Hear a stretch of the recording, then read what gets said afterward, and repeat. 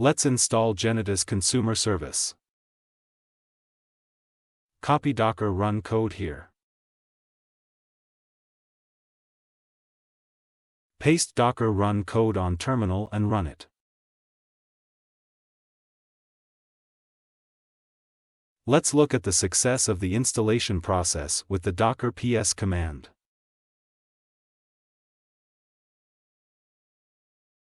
Let's configure Nginx.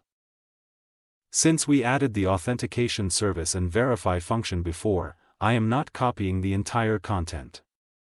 I will just copy the configuration of the service. Copy Nginx code here.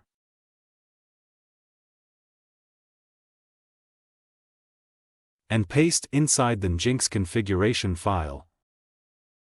Set proxy pass as the address of your service. Now it's ready to use.